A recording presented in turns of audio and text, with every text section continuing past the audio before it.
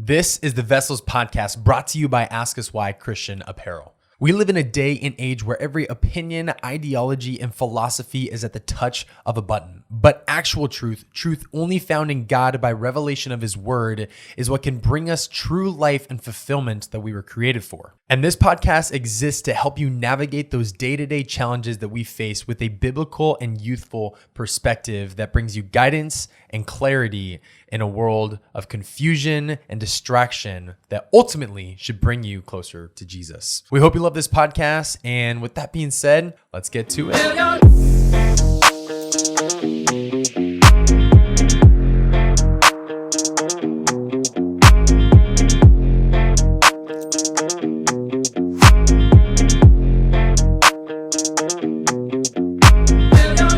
All right, guys. Good morning, ladies and gentlemen. Good evening, good afternoon, good night. That's the podcast. We're back live in the Lion's Den. So stoked to be here. How we doing in this room, guys? How we feeling? We feeling alive? Feeling alive in this place? Yeah. I need the energy. Come on. Yeah. Moderately tired, but recovering. Guys, I've been listening to our podcast, and we get if we don't actually call ourselves out, like, we don't realize that we're so slow to like gather and collect thoughts and talk. And sometimes I'm like, yo, I just need to put something in the beginning of the podcast that says, hey, listen at 1.5 speed so it's normal. Because we're all just like, how we doing? You want to know why? And then I wait 5 seconds for Connor to be like, I'm good. But do you want to know why? Because we have to do the podcast at 7 a.m. Yeah, but like we're alive For now. anyone who doesn't know, I would have way better, well-rounded, probably better vocab if this was later in the day. Vocab. I haven't used that word in a while. Yeah, no. Now as adults, we say vocabulary. I say vernacular. I have a vocab test on Friday, okay? Will you help me practice?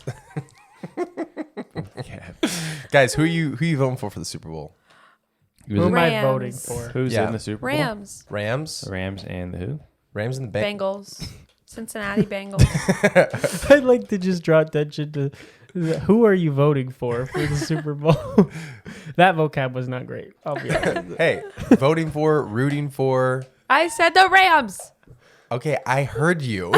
I'm surprised she knew who was in there. I am Rams and too. Cincinnati Bengals. She knew that before Christian knew that. No, I knew it, and then I was like, "Who are those guys?" Nobody cares Christian, about those you need to teams, embrace and your that was toxic it. masculinity and know more about football. So it's the Super Bowl always in February? I think Yes. I pride myself Oh. in not knowing. Are you guys, you're having a party here? Mm-hmm. Remy's address is? Yeah, yo, what's up? Come join over here, 5520 West Alice Avenue, Glendale. This will be live after the Super But Bowl you still happened. gave out your address. So, I don't care. You should just bleep it. Our address is on every single package that I have to send out for people. Oh. It's a return address. Wow, thank you for your service. That's really brave. Well, you're welcome. Good thing we do. so sketchy stuff. of those two, which one sounds cooler to you? So you know who to The Rams like. or the no, Bengals? I definitely would go for the Rams. Yeah, good answer. All right. And what about you, Connor? I am I'm rooting against the Bengals because the Bengals are the worst. And Even though no one thought they had a shot in the Super Bowl, right? No, they're big 2 years ago, underdogs, they had but- the worst. Like That's what's crazy. That's why people are voting for them, because they're the worst underdog. record. it's because they're in the same division as the Steelers, and I don't like them. Oh, so but you're not voting. They're a for great the, team, but I don't like them. But you're not voting for the Rams. Yeah, I'm not. I don't really care who wins. I'm just rooting against. See, that's gonna be a good day Guys, That's a good day. though for ConCon. all right, here's the thing. Okay, I'm listening. I'm surprised none of you guys answered the way I thought you would answer. The real answer is we're rooting for the commercials because Oh, the halftime True. show. we're really looking for redemption because these past few years have kind of been like blah. They've been okay. So I'm hoping for There's always great Doritos commercials. I almost said that. Doritos are great. My favorite commercial still to this day. I don't know if you guys have ever seen it. It's the Heinz commercial where they get like 1 million wiener dogs to wear hot dogs. I remember that. And they're like in a field, and it's like they're wearing like ketchup and mustard, the costumes, and all the wiener dogs are running at them. Yeah. They're like hugging and embracing. The dogs like jump on them. They're like, I was like, I will never use a different brand. You've sold me for life. That was such an amazing who's doing idea. the halftime show? Your my mom. gosh, it's so exciting. Snoop Dogg, I've watched the Eminem. trailer. It's a throwback to the Dr. 90s. Dre. That's I've for watched sure. the trailer Who for the is it? halftime show like 4 times. Snoop? Snoop Dogg, Snoop Dogg, Dr. Dre, Eminem. Eminem. It's like old Some- Do school you know 90s. Eminem used to have a lot of hair? Why do you know that of all things about Eminem? What do you mean he had a lot of hair? You know, I like didn't know that. when he was younger, he had hair. Like now that he doesn't, but one time he did. So that's crazy. Fun fact for you. Interesting. I'm sorry. Okay. At my bachelorette party, someone said it. So Hey, I what was thought- the movie he was in? Did you know that when he spells his name, it's not like the M&M's, the candy. It's actually She's like, I couldn't find him on Spotify the other day Bro, there's because literally- I typed there's out literally M no- and M. There's no pictures of him with long hair. Okay, look This up isn't even Eminem with him. long hair. Yeah, that's not. I did. Eminem. Hey, long what hair. movie? What movie was he in, or what was his movie? Do you know what movie he was in? Wolf on Wolf of Yeah, the Wolf of Wall Street. 8 Mile, bro. yeah. Allie is You don't even know the culturally- origin story, but she only knows that he used that. Why do you know that? Or why would you? I disagree with Well, that no, fact. what? Why is that of all the things you know about Eminem that he had long hair? Someone At my bachelorette party, someone said it. And that's a good reason That's to why not I believe believed it. it. They're probably intoxicated. They're like, you know that Eminem used No, to have really No. long hair? no, this was sober everyone. Yeah, this was Sunday morning this is at a- brunch. yeah, this we is a were dry party, waiting guys. and we saw a sugar daddy and his baby mama. We saw him hanging out. We were talking about their backstory, and Katie let it drop that Eminem once had hair. How did you know that's what they were? Well, the way he was grabbing her tushy, he just kind of seemed like he had a lot of money. Ew. So Yeah, you need to see when people make claims like that, you got to fact check them because he just tried to fact check you and couldn't find anything out Dang. there. I tried. I should maybe It she said happens it a lot. to make us Let the fact record check. show Eminem has not ever had long hair. It's Ever. always just, Never ever. He's always had There's- hair. There's It's no just pictures of it. buzzed the whole time. Well, anyways, guys, Eminem is a good person to look at, but I don't know if he's got a lot of green flags Oh, when it comes God. to trying to get into a relationship. And I think that we need to really get down to the wire about what are some green flags for a relationship. We talked about red flags. We talked about all the things to avoid. But obviously, when like you focus just on the negatives, you're always kind of like looking to cancel someone out of your life versus looking to affirm. So what are some green flags if you're looking to get into a relationship or you're currently in one and you're looking for some signs? Maybe you should take things to the next level. Things to the next level. Green flags. If you have at least 10 red flags, that equals 1 green flag. So you should technically just be looking for red flag.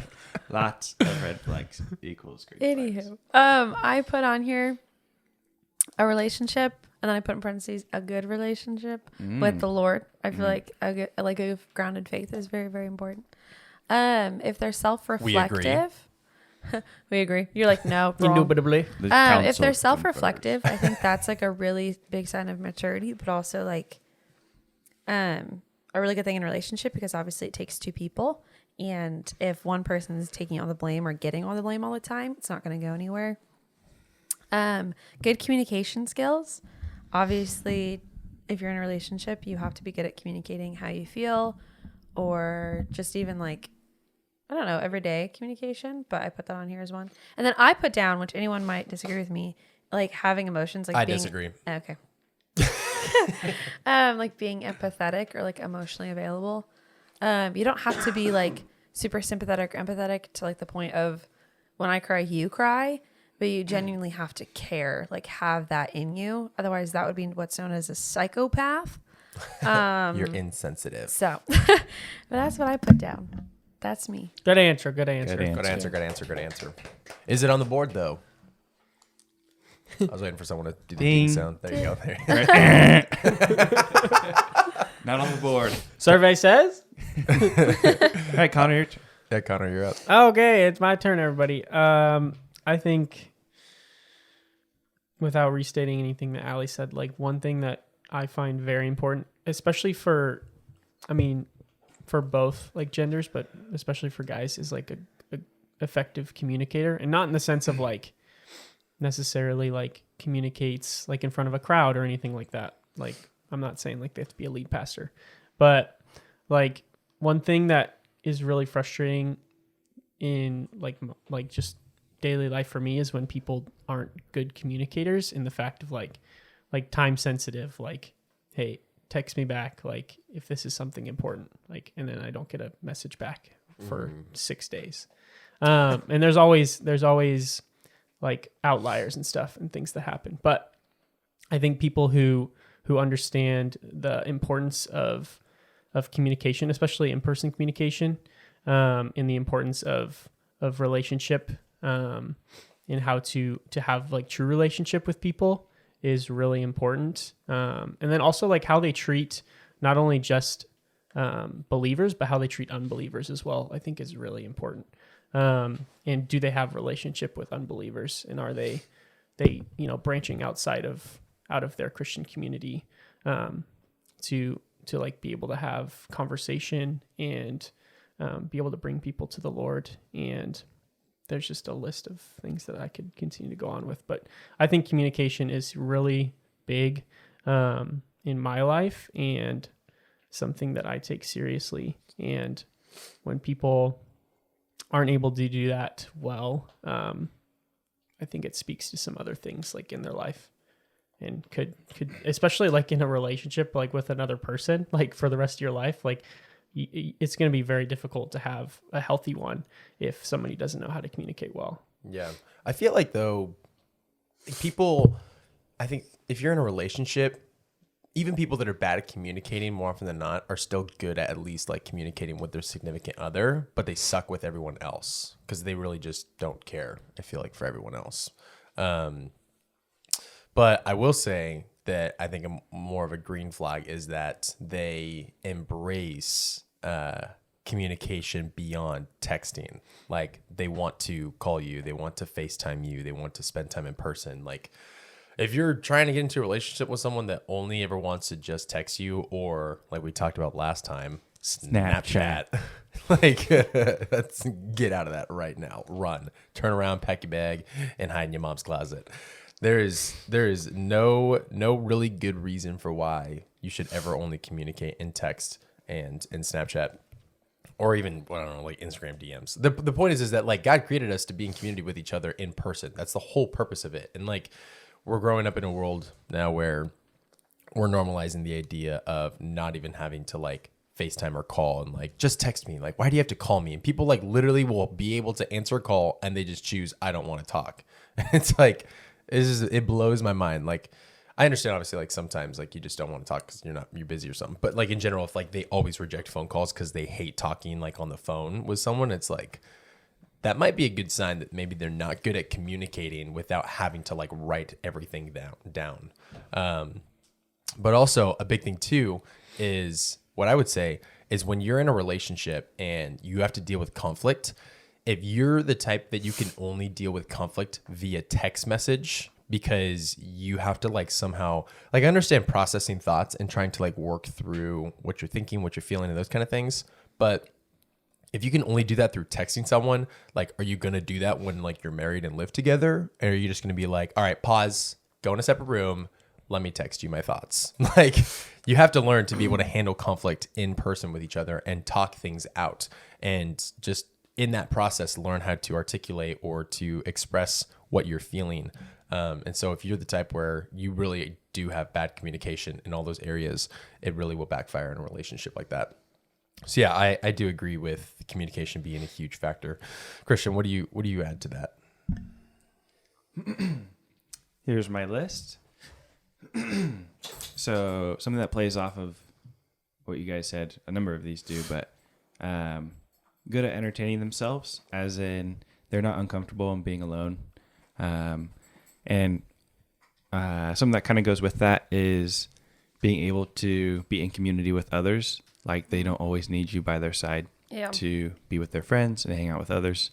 Their words align with their actions, and they follow through on their word. They invite community into their life and into their relationships. And a big part of that is having humility.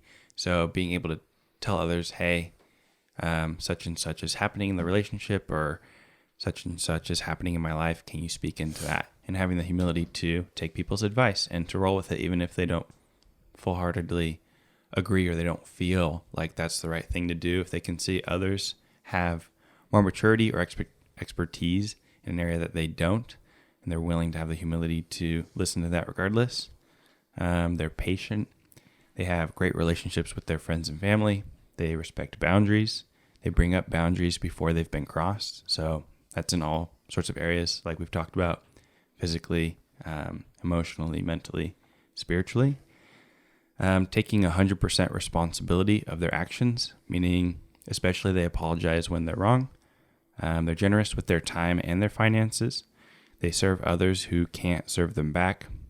Multicolored Bible highlights. And it has to be color coordinated by theme. Essentially meaning that they get into the Word and they have a relationship with the Lord. If they don't have a hard copy Bible and they only have the Bible app, huge red flag.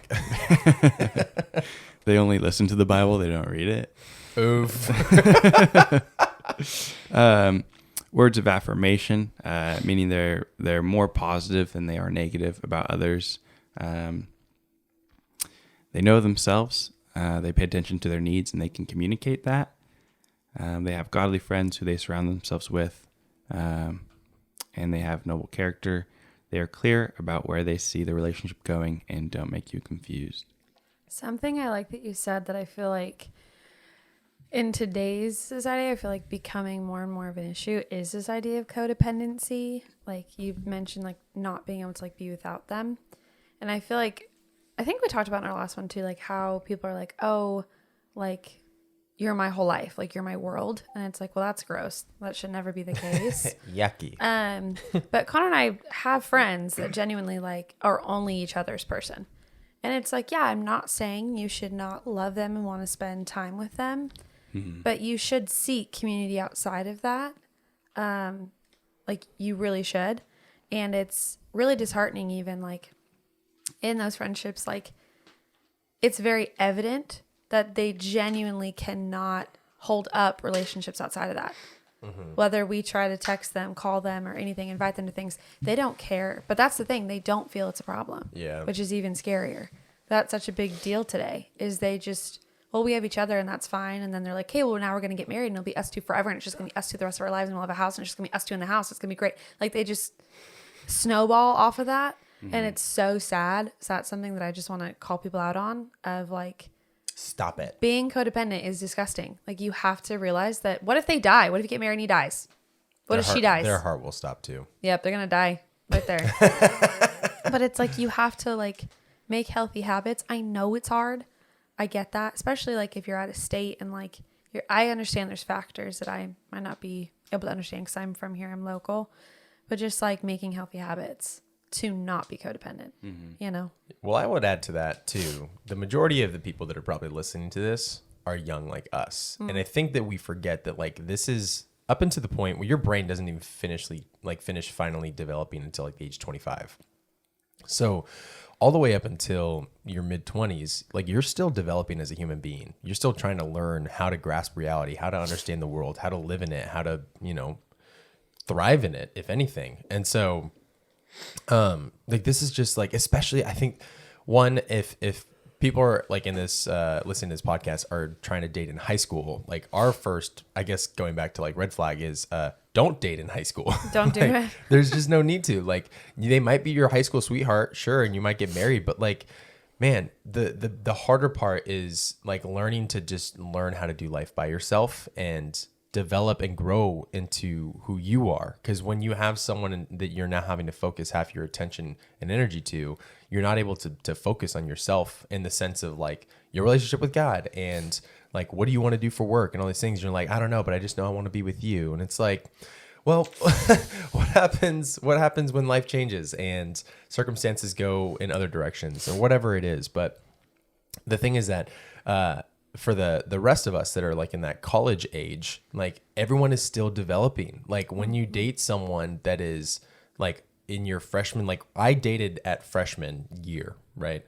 And the biggest thing that I had to look for was someone who lived beyond those years and as far as like their maturity, because I didn't want to have someone that I'm in a relationship with that like couldn't do life by themselves, that didn't know how to like live in the world because they were so stuck on like having their small community and having their family and always having things like provided for. And it's like, you need to learn it, like that the world is hard to live in. Like your bills just aren't going to get paid every week and every month by you just doing whatever you want to do. Like you have to work and like, there's not always going to be grace from your employees or from your boss, and relationships might start to fail, and like you have to learn how to navigate those things. And so like when you're into like a relationship, you have to really like, there's obviously exceptions to this, but in most cases, how most high schoolers going into college are, it's like college is the time for them to like live life and to experience what it's like to be independent, away from your parents, making your own decisions,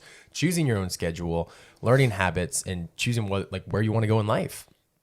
And if you get into a relationship, that really impedes on that process. And it doesn't mean that you can't do it, but it just means that the process is a lot harder. And so if you're going to get into a relationship with someone, like knowing that that's still a factor to be involved with, it's like you really need to be encouraging. Like that's a green flag, is like your partner encourages you to spend time with your friends, to spend time by yourself, to spend time with the Lord, and to do things outside of with them. Because if it's this like weird, like I have to invite them to everything that I do, they need to be by my side for all these things, or vice versa, it's like I don't like that he or she is spending time with other guys and doing this other stuff, like now I'm not doing anything. Like you have to learn to let each of you live your life and learn the basic principles of being an adult before you get into a relationship where you're just like, well, all I've ever known was being dependent on my parents and letting them provide for everything, and now being dependent on another person that almost fills the role of the parents, and they like take care of life for me. They like schedule events and I just tag along for all the friendships, and I just hang out with all of their friends, and I got a job at the same place that they work or whatever it is. But it's like, then what happens if you break up? And now you're back to like ground zero, and you have to learn how to do all those things and figure out life. And so like that's for me, I'm very passionate about that. Is like, if you're going to get into a relationship young, find people, one, that have already like progressed in those areas where they've had those experiences or done that. Like for me, I would say my experience is different because when I turned 16, I immediately got a job, and I was responsible ever since I think I was like 12 to like buy anything I wanted for myself. So like I learned pretty on the responsibilities of having to be an independent person. And so going into college, I was already kind of ahead of that, but there was other friends that I had where they were living with their parents their whole lives, and their parents paid for everything. They didn't even buy their own car. Like they didn't have to work for anything. They didn't have to get a job. Some of them didn't even have a license. And now they're finally independent, and they have to learn to do those things. They need to go get a license. They need to get a car. They have to get a job for the first time. And so like different people are just at different stages. And so if you're getting into a relationship with someone who is just now getting to that stage, that's exactly what I did. That was my last relationship, and it backfires. Like it makes things a lot harder. So that's my 2 cents on. It's kind of like having a pet as a significant other, like a dog who like you leave, like they say bye to you at the door, and then they just sit in the living room waiting for you until you get home, and they do absolutely nothing, other than eat and sleep. And it's like, did you do anything today? Like when you get back, and they're just so excited to see you because they've had no idea what to do for the past 8 hours, Yep. Yeah. And I mean, school obviously can take up some of that time, and you can do that. But like outside of that, what community do you have? Are you being involved with like your friendships? Because I know that for myself, I prioritize the relationship over my community and friendships that first year of college. And I remember that like I used to hang out with them a ton, and then like we got really serious with our relationship, and then all of a sudden like I never saw them. And I remember that when we broke up, I was like, I'm still in these group chats, but I haven't hung out or responded in them for like months and months and months. And I remember that they were like, hey, we're going to go hang out at this field at GC or whatever. So like I showed up to it, and all of them were like, what's up, Remy? What are you doing here? We thought you died. And I was like, hey guys, we broke up. I'm just kidding. I was like, guys, I'll be 100% honest. Like I didn't prioritize our friendships. And now that like we are out of this relationship, like I want to focus on this more. And so I had to like pretty much like almost start over with half of these friendships because I hadn't caught up in a spell. It was like a year or so that I hadn't really talked with half of them. And so getting to spend time with them, build that community up. Hear me out. This is one of my biggest pet peeves. This is why I'm like so passionate about it. Why in the world? If you are on the verge of marriage with someone, right? Like if you're so invested, you're like, I want to marry this person. Why would you push all your community away when that's who you're inviting to the frickin' wedding. Like, that's who you want there. And you're basically like, oh, I don't need you. I don't want you. I don't care. I just want this person. Fine. Just have it be the two of you. Elope. Do it, because no one's going to show up. Yeah. Like, I don't know the mindset behind that of, well, I love this person. I want to be with them. And I'm like, well, if you're going to have a wedding, I would start being nice to me now, because I'll tell you right now, like, there's a lot of people even in our lives that were like, are we even going to go? Like, this is weird now because are we friends? But that's just so sad to me. Like, if you truly infatuate with this person, you should want them to meet your friends. Right. You should want to hang out with them in a group setting. Yeah. I think that matters. A lot of my friends bring a guy to a group setting before they even officially date, because they want to see them interact. Yeah. And I respect that, you know? Totally. So like, I get, what is like a good way to gauge and understand, or I would say like, navigate the balance between relationship and friendships? I have seen it done wrong many times, including like my own life. And I think that there's always excuses that like somebody will make, like to be only with that person, like in the one they're in the relationship with. And there's only the most unfortunate part is there's only so much like their community can do, because it's ultimately their choice if they want to be there or not.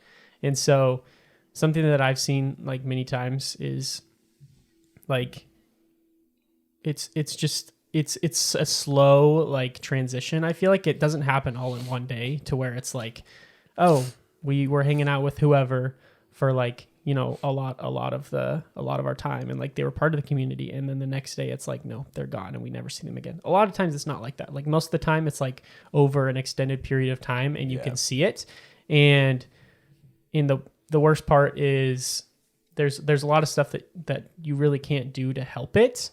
But there you should always, as the community, bring that up to them like before it's too late, you know what I mean? Because the worst thing that you can do as a community, and if you see somebody doing that, is not say anything about it. And then, you know, they're married and you haven't seen them in 6 months. Right. You know?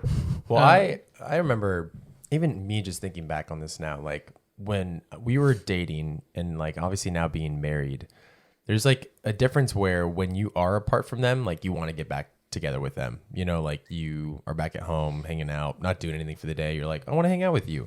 Versus when you're married, you're like, more often than not, you're like, I want to get away from you. I'm just kidding. But like, when you live together, it's different because like that's home. And so like when you're home the majority of the time, as long as they're not off at work or whatever, like you do get to spend more time with them. So like I will say that it is different in the sense where when I was in the dating stage, I would want to hang out with her way more often than like now.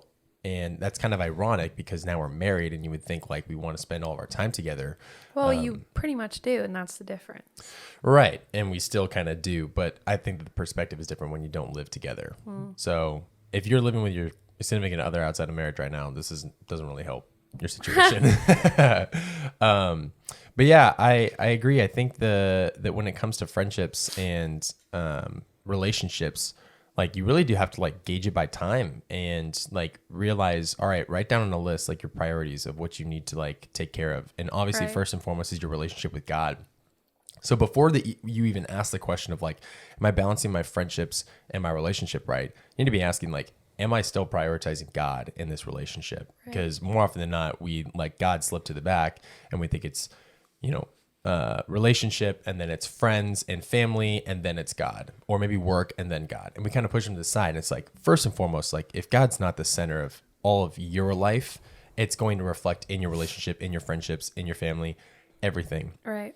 And then moving on from that, it's like, okay, well, you know, this relationship is getting pretty serious. Like how much time, you know, and this is like talking with your partner about this. I think that one of the big things that I had to do with Alyssa was like talk to her about like, hey, like how many days a week should we be spending probably hanging together, and how many should we kind of spend apart, just to kind of not let it become a habit of like we're always together doing everything. And so I think we established like it was like a 3 and 4 day rule. So it was like I can't remember if I think it was like 4 days we could spend together and 3 days we would spend with other people.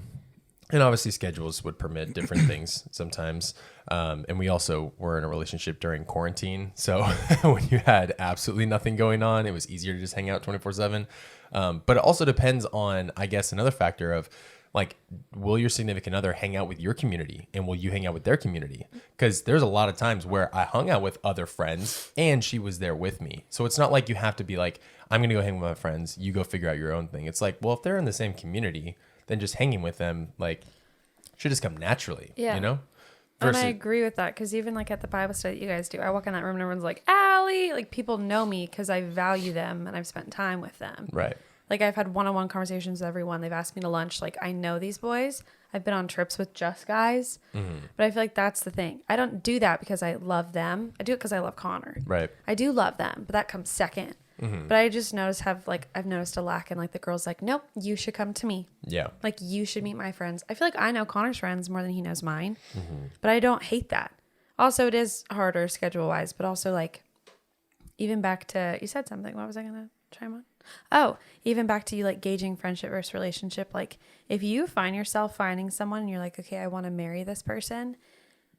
I just encourage everyone to stop in that moment and be like, do I have a community? Don't get married if you do not have that community, because who are you going to talk to when you have strife in your marriage? What are you going to do? What is going to happen? Like that scares me for you. Do not engage in a marriage if you do not have people around you that can pull you by your bootstraps and knock some sense into you, or people to come around you and love you and celebrate you, because you're gypping yourself of an amazing life, in my opinion. So that's just my 2 cents on that. But Yeah. Christian, do you have any thoughts? A marriage, like it takes a village to raise a king. You know, there's that saying, and I think it definitely Kid, takes. I think, not king. You said king. I think you meant kid, right? I meant king. Both things. Really? Yeah. I thought it was And it takes a both- village both- to ¿por qué raise a no las kid. dos? It's both. Oh, ¿Por qué no you're las dos? you're a Continue. king, Christian. Anyways, I think the same sort of thing applies to marriage. Yeah. Like it takes your community to have a healthy marriage. Yeah. Because you need, I think just the way that we're wired, guys need guy time, girls need girl time with their girlfriends, guys with their guy friends. And if you don't have that, like it messes with, you depend too much on your significant other and it becomes a burden to them Yeah. in the marriage, and it's just harmful and unhealthy. And a perfect example of that, like Connor and I have had like even talks about like the wedding, like very early on too. And I would just throw my crap on him. Of like, this is stressing me out. This is dumb. I'm mad about this. I'm scared about this. And he would just be like, why are you telling me this? And I'd be like, oh. And then when I like started having friends that were also in the same stage of life, it became so much healthier for me. Like I sought them out, got lunch with them, was able to talk with them. And now I'm not throwing that on Connor because he doesn't deserve to have to deal with that. But that's like a perfect example. If I didn't have that community, Connor would have to pick up all of my stuff. And he shouldn't have to. He would just be hit and hit and hit. And that's like same thing with him. Like he doesn't come to me with a lot of things. He goes to the guys. I'm like, great. If I need to be involved, involve me. But if it's between you and the guys, go for it. But I think that's the perfect example of you need that, because I can't, especially with girl things. I'm not going to throw that on Connor over here. But I feel like a lot of people don't have that. And their excuse is like, well, I'm good with just one friend. And I'm like, well, that's great. That is great. I love that for you. I love that you just want one friend. But there are people that you don't have to make your best friend. I'm not saying sit down, pour your life out to them, but make an effort. Especially if my biggest pet peeve, if I make an effort and it's not reciprocated, it's like, well, there's only so much I can do for you. Like Connor said, ultimately it is their choice to want to be there. Yeah. And it's just sad watching friends like fade off. No, 100%. I've seen relationships and marriages where they don't have good community around them. And when those relationships or marriages struggle, it gets really hard because one, for guys, like we struggle with pride. And so we think that we can just handle everything ourselves and we don't need support and we don't need community and those kind of things. And so when like someone needs to smack a guy upside the head and be like, you need to get your life straight. You need to start prioritizing things and get your relationship with God right. If they don't have that in their life, like you were saying, and they're just by themselves trying to like work through this relationship, more often than not, they're not out there like reading books and being like, ooh, I'm looking for like more resources on how to do better in my marriage and stuff. They're more just like, I'm just going to look at the example that like my father left for me or that, I've seen around, and I'm just going to try to do the best that I can. And I've seen marriages almost end in divorce with that kind of stuff. And so like having community is so crucial for both aspects for that marriage. Like you're saying, like to be able to navigate thoughts, to be like, hey, this is what I think about this. This is what she thinks about this. Like, am I in the wrong? Am I in the right? Right. How do I navigate through this? And getting insight from other people. Hey, she kind of has a vision for us going this way. I have a vision for us going this way. We're really trying to figure out and align with those things. What do you think we should do? Yeah. And so like getting counsel and seeking like mentorship to some degree from those kind of things is super, super vital. But that's obviously like way into the marriage side, but like leading up to that in your relationship stage,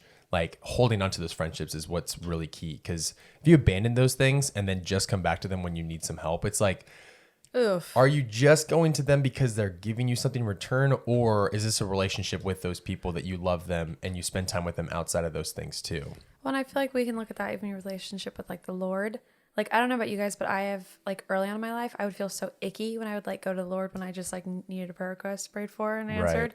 I'd be like, oh, gross. Like, I don't even deserve to have this answered. Yeah. Whereas if you have a foundation, like a relationship with the Lord, you talk to him often, the good, the bad, the indifferent, you continuously talk with him. Then when you go with a prayer request, it feels so much more personal and real. Yeah. Versus same thing with a friendship. Like you can't expect, I don't know. Does that Yeah. make sense? No, 100%. Okay, cool. And here's the last thing that I'll add to that, or just add, I guess to finish this thing out.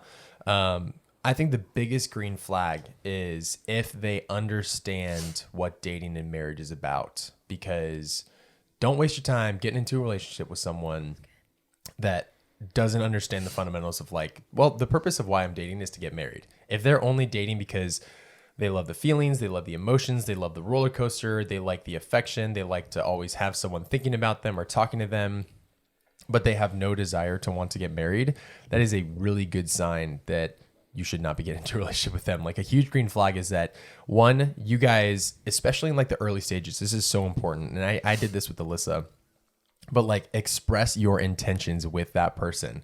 Tell them like, hey, I'm interested in pursuing you and I am looking for a suitable spouse. And like, that's what I desire from this. And it's not that like, I'm just going to get into this emotional roller coaster and like, we'll have like, you know, kissy sessions and just go watch movies together and cuddle every Thursday night because that's just what, you know, relationships do. It's like, no, like I'm looking to find a partner for marriage because I'm ready for marriage.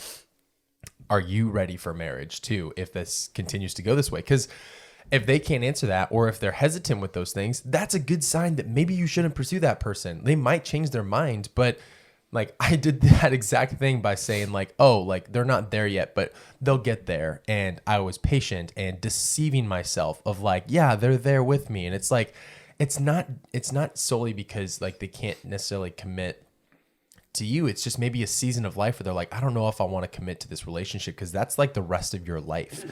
And so expressing your intentions in that beginning stage of like, I'm trying to find a partner and I'm trying to get married. Like, and I don't know if that's going to work between us or not, but like, I want to pursue you intentionally with that. And I want to like care for you. And them expressing the same thing of like, I understand, I agree, I'm in the same space. I'm also looking to get into a marriage. Like that is huge green flag because like regardless at the end of the day, there's going to be issues. You're going to have conflict. You're going to not be perfect and you're going to have to learn from mistakes and you're going to grow. But like, if they don't have the fundamentals of one, their relationship with God being the center and like just striving after Jesus. And the second being that they understand what a marriage is about and why you should be in a relationship. If they can't nail that second one down, you're just wasting your time because you're going to have someone that can't commit to something more than what you have. Or you're going to have someone that's going to eventually just leave the relationship because they're like, well, we've been doing this for a few years now and I don't really know if I want to get married or if I don't know if I'm there yet, or I want to go somewhere else in life. And I don't know if I like, you know, you want to move with me to this place or whatever, because we're still just dating. Then you're going to have relationships that I've seen all the time where they break up because they haven't figured out pretty early, quick on, like they want to get married and they're not committing to each other in a sense where it's like, all right, well, I'm going to hold off on this, or we need to figure out if we're going to live together in this spot. Or wherever direction is they're trying to go and trying to like plan those things out versus like it just happens and now you're like, wait, so like now we've been doing long distance for this long amount of time and now it seems like we're not that close anymore and kind of can end in breakups. And we've seen that happen even recently. And so I'm very passionate about like express your intentions and make sure that both know the reason why you're dating should be just to get married. It should not be to just play around with emotions and to end in heartbreak. What do they say? Doesn't they say the phrase of like, that's like going into a relationship without the intention of marriage, is like going into a store intending to buy something without money. And you either leave with something that wasn't yours, or you end up walking out without anything. I think that's what they say. I think it's David Marvin that uses that. He's from The Porch, something along those lines. Yeah. The idea is like, if you're not going into the relationship with that mindset already, you're going to end in pain and destruction more often than not. So that's my green flag. Now, it's big green flag. Super big green flag. Anything else you guys want to add before we peace out? Praise the Lord. Hug your friends. You know who's awesome? You're awesome. God Jesus. is awesome. Oh, that was pretty good. All right. Okay. Jesus is my friend. I have a friend named Jesus. All right. Jesus. He is with us. Let's just all take a moment to look at him. Look at those. Hey, buddy. Those Green eyes. Okay. What's what called? European white male. White male of European descent. Something like that. All right, we love you guys. If you made it to the end of this episode, leave us a review and like on our Spotify or our Apple Podcasts. Make sure you subscribe to us on YouTube. Follow us on Instagram at Ask Us Why with 2 Ys. And come to Remy's Super Bowl party on Sunday. And we'll see you at the party on Sunday. Go Bengals. No. Go commercials. Steeler Nation. Go halftime baby. show. That's gross. The Steelers are like, bleh. Yeah. There's naked women on the halftime show. I'm gonna have to stop watching. Yeah, Eminem's just gonna be in like. Eminem's He's gonna be have the full naked hair. woman. Eminem will be. He has long hair now, so he's considered a naked woman. Okay. All right. See you later. All right, love you guys. Peace out. Bye.